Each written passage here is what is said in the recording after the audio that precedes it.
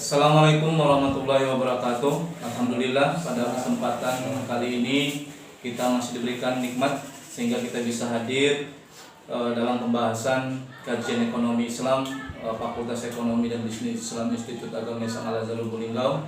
Dalam kesempatan ini kali ini kita bersama Al-Ustadz Ahmad Khairuddin, Sarjana Ekonomi Islam, Magister Development. Alhamdulillah sudah hadir bersama kita.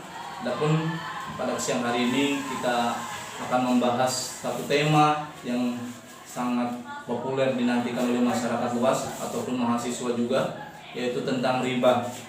Riba ini banyak kajian tentang riba. Nah, untuk mengkaji lebih mendalam, saya persilakan sebagai opening pada Al-Ustadz Ahmad Khairuddin bagaimana definisi riba itu sendiri. Baik, bismillahirrahmanirrahim. Assalamualaikum warahmatullahi wabarakatuh. Alhamdulillah, wassalatu wassalamu ala rasulillah, la hawla wa la quwwata illa billah. Asyhadu an la ilaha illallah wahdahu la syarika lah, wa asyhadu anna Muhammadan abduhu wa rasuluhu la nabiyya ba'dah. Allahumma shalli wa sallim wa barik ala habibina wa syafi'ina wa maulana Muhammad wa ala alihi wa sahbihi ajma'in. Pak Ikit yang selalu dimuliakan Allah dan dalam keadaan bahagia insyaallah. Amin. Terima kasih sudah mengantarkan acara ini dan mengajak saya untuk diskusi berkaitan dengan tema-tema ekonomi Islam insyaallah. Mudah-mudahan ini akan berlanjut sampai apa yang kita bahas menjadi sesuatu yang bermanfaat bagi masyarakat secara luas. Baik, puji syukur pada Allah atas segala kenikmatannya yang sudah diberikan kepada kita. Salawat dan salam kepada junjungan kita Nabi Muhammad SAW, dan kita berharap mendapatkan syafaatnya di yaumil akhir. Tadi Pak Ikit, beliau dosen di program studi perbankan syariah. Alhamdulillah. Terima kasih Pak Ikit pertanyaannya. Saya diminta untuk menyampaikan tentang definisi riba ya. Nah, saya pada kesempatan ini mengambil pembahasan dari fikih sunnah, terjemahan dari Sayyid Sabiq. Mudah-mudahan 10 menit ini nanti bisa bermanfaat untuk kita. Dari buku ini definisi riba, beliau menyampaikan bahwa riba itu ziyadah yang kita maknai sebagai bahasa Indonesia itu tambahan. Nah, tambahan yang seperti apa sih yang dimaksud di sini gitu ya? Tambahannya harta pokok atau modal, baik sedikit maupun banyak. Nah, yang dibicarakan sejauh ini memang berkaitan dengan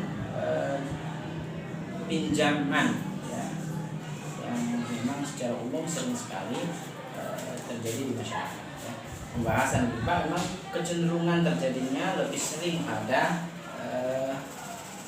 pinjam meminjam, simpan pinjam. Nah, di sini kita mendapati bagaimana bahwa riba ini juga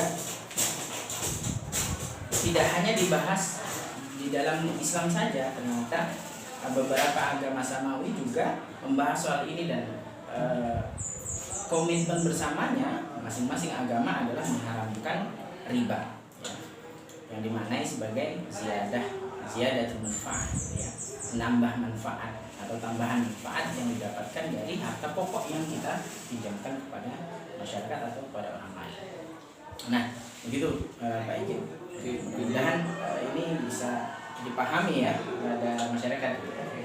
Berarti riba itu ziyadah, artinya tambahan. Nah, ini bagaimana Ustaz?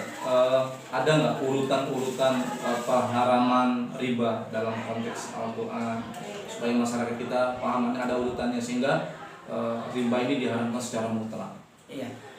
Terima kasih Pak Ikit. Jadi ternyata tadi saya sampaikan juga yang membahas soal riba ini kan tidak hanya di agama kita, gitu ya. Di agama-agama lain yang samawi juga membahas. Nah, terutama di dalam Islam, Al-Quran sebenarnya menjelaskan secara rinci gitu ya, bertahap tentang proses pengharaman riba ini. Maka yang terjadi di masyarakat kecenderungannya adalah salah paham mungkin ya, karena mungkin membacanya secara parsial, tidak secara komprehensif keseluruhan dari dalil berkaitan dengan riba gitu. Akhirnya membaca sepotong tadi pemaknaannya berbeda. Bukannya di Al-Quran boleh tuh ngambil sedikit gitu kan. Misal ada dalam Al-Quran surat Ar-Rum, pertama kali Allah Subhanahu wa taala berfirman dalam Al-Quran berkaitan dengan riba ini dalam surat Ar-Rum ayat 39. Nah, di sini diterjemahkan misalnya kita ya. Dan suatu riba atau tambahan yang kamu berikan agar dia menambah pada harta manusia, maka riba tidak menambahkan sesuatu di sisi Allah. Dan apa yang kamu berikan berupa zakat yang kamu maksudkan untuk mencapai keridhaan Allah, maka yang berbuat demikian itulah yang orang yang dilipat gandakannya pahala. Jadi ternyata dulu memang tidak ada secara mutlak diharamkan berkaitan dengan ziyadah ini, karena ini menjadi satu uruf atau adat istiadat atau kebiasaan ya masyarakat secara umum berkaitan dengan pinjam kan, kalau pinjam ya minta lebih gitu kan dan lain sebagainya. Tapi ini baru tahap pertama. Memang Islam kan selalu begitu ya, tidak yang tiba-tiba memaksakan gitu ya. Nah, bertahap. Dan ini ternyata ayat ini disampaikan pada masa Rasulullah masih di Makkah dan para sahabat masih di Makkah awalnya gitu ya. Dan selanjutnya ada periode Madinah. Tadi periode Makkah dan sekarang ada periode Madinah di mana Allah juga menyampaikan atau menurunkan firman-Nya berkaitan dengan ini wahyunya gitu. Ada di surat Ali Imran ayat 30 berkaitan dengan riba ini. Allah Subhanahu wa taala menyampaikan, hai orang-orang yang beriman, ya, la ta'kulu riba am'afam mudha'afah ya. Secara ini ya, di dalam Al-Quran disampaikan kita tidak boleh ngambil riba yang berlipat ganda. Nah ini yang dipahami oleh masyarakat gitu kan. Ya Pak, sering kan mungkin masyarakat ngomong, ya kan yang nggak boleh itu yang banyak-banyak saat gitu. Berlipat ganda ya. Iya berlipat ganda, tapi belum selesai. Ternyata ini belum selesai ayatnya gitu ya. Maksudnya ini ayat kedua yang diturunkan oleh Allah Subhanahu wa taala berbicara soal riba. Memang tahapannya begitu. Awalnya ya biasa aja gitu ya. Kalau Allah menyampaikan riba yang kamu dapatkan, yang kamu harapkan dapat manfaat, bagi Allah itu tidak dapat apa-apa gitu kan. Tidak menambah tidak menambah bagi Allah dan belum disampaikan sebagai dosa gitu kan waktu itu. Sekarang disampaikan oleh Allah dengan ayat yang kedua ini ya. Kamu kalau mau ambil riba atau lebihan jangan banyak-banyak gitu kan. Awalnya begitu, dan bertakwalah kamu kepada Allah supaya kamu dikasihi. Nah, selanjutnya gitu ya. Nah, pemahaman sebagian masyarakat mungkin cuma sampai di sini. Padahal ada satu ayat terakhir yang menjadi konklusi dari pembahasan tentang riba gitu ya. Di surat Al-Baqarah ayat 279. Nah, disinilah Allah Subhanahu wa taala menyatakan tentang keharaman riba. Ya, gitu ya. Kalau di sini disampaikan, hai orang-orang yang beriman, bertakwalah kepada Allah dan wadharu ma baqiya min riba, gitu kan. Tinggalkanlah sisa-sisa riba yang tadi itu yang disuruh, yang dibolehkan ngambil lipat ganda, itu jangan lagi gitu.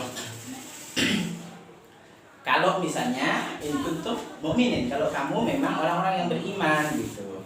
Jika kamu tidak meninggalkannya maka umumkan perang dari Allah Subhanahu wa taala dan Rasulnya. Nah, di sini Allah menyampaikan perang terhadap riba. Jadi orang makan riba jelas dalam Al-Baqarah 279 itu Allah menganggap sebagai peperangan bagi orang-orang yang melakukan riba. Dan secara jelas ya. Jelas. Allahul bai'a wa harrama riba dalam ayat lain gitu. Allah menghalalkan bai jual beli dan mengharamkan riba secara jelas. Akhirnya sebagai penutup ya, ayat berkaitan dengan riba. Jadi secara tegas Allah telah menggambarkan dalam Al-Quran bahwa riba itu diharamkan, bahkan dimusuhi oleh Allah.